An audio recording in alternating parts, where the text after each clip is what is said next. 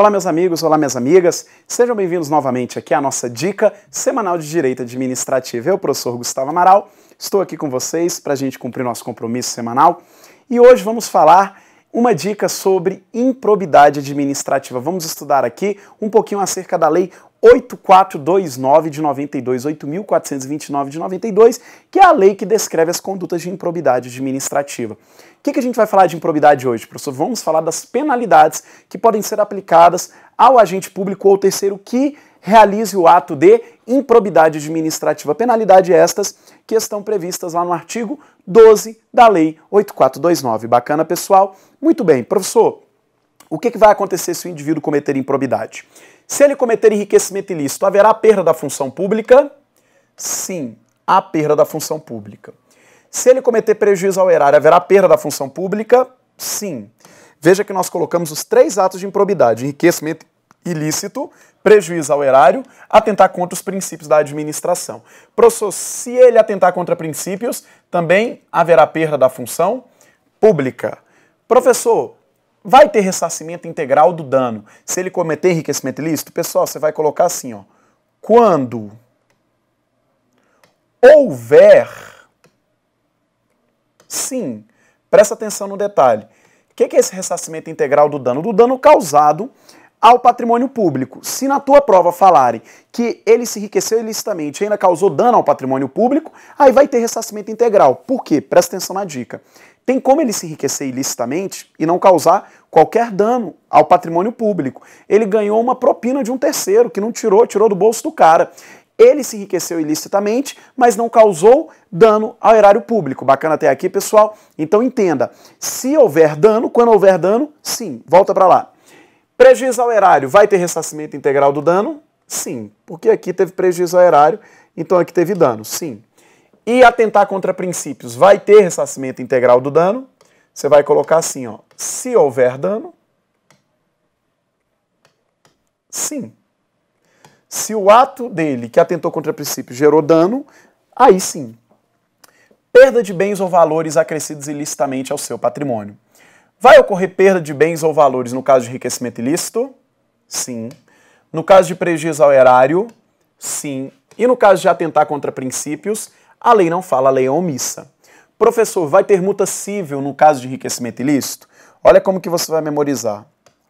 Até 3, até 2 e até 1. Lembra assim, ó, até 3, até 2 e até 1.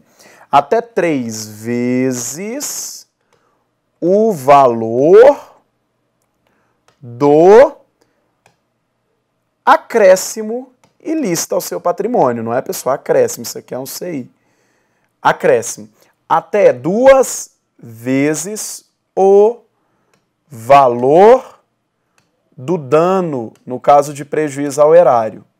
E aqui até uma não, professor, vamos colocar mais 2 bolinhas, até 100 vezes o valor da remuneração percebida pelo agente, no caso de atentar contra princípios da administração. Então, até 3, até 2 e até 1, aqui você completa com 2 bolinhas. Vai ter suspensão dos direitos políticos.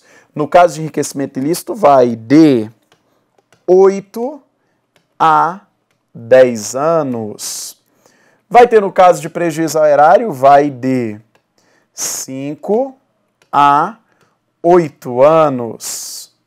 Vai ter no caso de atentar contra princípios, vai de 3 a 5 anos. Professor, vai ter proibição de contratar ou receber benefícios ou incentivos fiscais ou creditícios, direto ou indiretamente no caso de enriquecimento ilícito? Sim, por 10 anos. No caso de prejuízo ao erário, por 5 anos.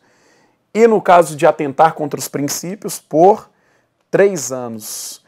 Veja um detalhe importante, Aqui é suspensão dos direitos políticos, não é perda, porque tem prazo determinado e não é cassação, porque você sabe que o nosso ordenamento jurídico repudia essa forma. Então, vem aqui comigo rapidinho, pessoal. Falamos das principais características aí acerca das penalidades. Algumas dicas só para você lembrar.